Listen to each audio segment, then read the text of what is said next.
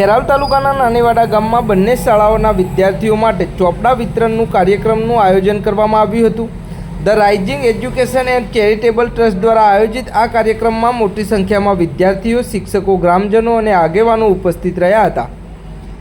કાર્યક્રમના ટ્રસ્ટના પ્રમુખ જનાબ હાજી છોટુભાઈ સિંધી, પૂર્વ પ્રિન્સિપાલ મહેરભાઈ, હાઈસ્કૂલ બાદરપુર પરિવાર તેમજ હાજી ભીખુભાઈ સિંધીની વિશેષ યોગદાન રહ્યું હતું। આ પ્રસંગે ખેરાલુ જામા મસ્જિદના ટ્રસ્ટના પ્રમુખ હાજી જહાંગીરભાઈ સિંધી જાગીદાર, કોન્ટ્રાક્ટર રજાકભાઈ સિંધી જાગીદાર, જાગૃત પત્રકાર ફારૂક મેમણ, નાનીવાડા સરપંચ શ્રી મહેશભાઈ ઠાકોર, સભ્ય શ્રી કડવાજી ઠાકોર, હાજી મુન્નાભાઈ નાગોરી, મહેકુપુરા સબ્બીર ખાન બલોચ તેમજ ડૉક્ટર ઉસ્માનભાઈ સિંધી સ્ટેજ પર ઉપસ્થિત રહ્યા હતા। કાર્યક્રમમાં ઇમ્તિયાઝભાઈ સિંધી, હબીબભાઈ પટેલ સામાજિક કાર્યકર અને અનુભાઈ સિંધી સહિતના આગેવાનો પણ હાજર રહ્યા હતા। નાનીવાડા પ્રાથમિક શાળા અને હાઈસ્કૂલના આચાર્ય, શિક્ષકગણ, વિદ્યાર્થીઓ અને મોટી સંખ્યામાં ગ્રામજનો ઉપસ્થિત રહ્યા હતા। પ્રસંગે હાજી જહાંગીરભાઈ સિંધી જાગીદાર, રજાકભાઈ સિંધી જાગીદાર, પત્રકાર ફારૂક મેમણ, હાજી છોટુભાઈ સિંધી, કડવાજી ઠાકોર અને હમીદભાઈ બલોચે ટૂંકું વ્યક્તિત્વ આપ્યું હતું। સમગ્ર કાર્યક્રમનું સંચાલક વિપુલભાઈ સાહેબે કર્યું હતું, જ્યારે આભાર વિધિ સિદ્દીક મિયા સિંધી દ્વારા કરવામાં આવી હતી। કાર્યક્રમના અંતે મહેમાનોને હસ્તે તમામ વિદ્યાર્થીઓને ચોપડા વિતરણ કરવામાં આવ્યું હતું તેમજ સૌને આઈસ્ક્રીમ પણ પીરસવામાં આવી હતી। વધુ સમાચારને અપડેટ્સ માટે જોતા રહો ઓનલાઈન ટીવી ન્યૂઝ। સંજુ બાબા અને ફારૂક મેમણ સાથે। The rising education and charitable trust દ્વારા છેલ્લા 3 વર્ષથી છોટુભાઈ માસ્તરની ટીમ જે કામ કરી રહી છે, આ વખતે આજે ભીખુભાઈ સાહેબ પણ એમને ખભે ખભો મિલાવી રહ્યા છે। ત્યારે પ્રથમ તો હું નાનીવાડા ગામની ટીમને ખૂબ ખૂબ મુબારકબાદી આપું છું।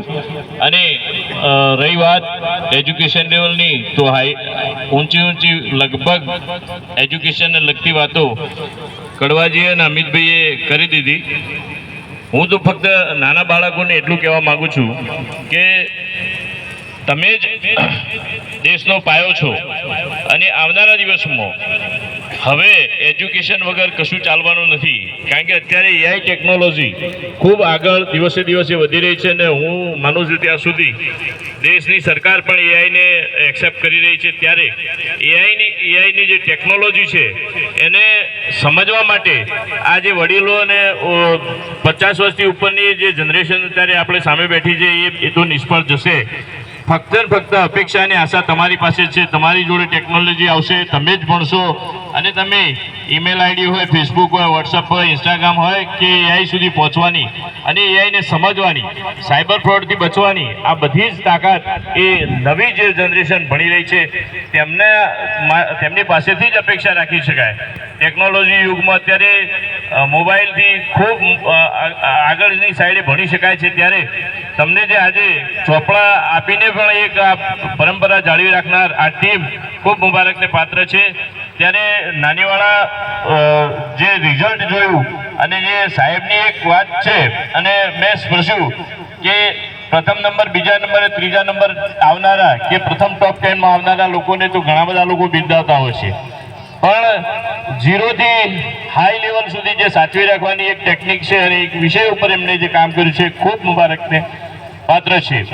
અને હું તો એવું કહીશ બાળકોને કે ભલે અત્યારે ટેકનોલોજીનો યુગ હોય પણ જે કંઈ પીરસાય છે અને જે કંઈ તમારું ઘડતર થાય છે તમારા શિક્ષકોથી, વડીલોથી થાય છે, આદર સન્માન સાથે આપ આગળ વધો અને આગામી દિવસોમાં આપ ઊંચા લેવલે પરિણામ મેળવો એવી શુભકામના પાઠવું છું।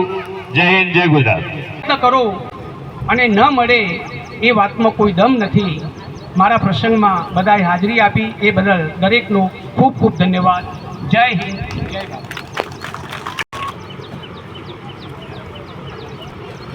આપણા આ કાર્યક્રમની પૂર્ણાહુતિ કરીએ એ પહેલાં સિદ્દીકભાઈ કે જેઓ પાલનપુરથી પધારેલા છે એમને વિનંતી કરીએ કે આજના કાર્યક્રમની આભાર વિધિ કરશે।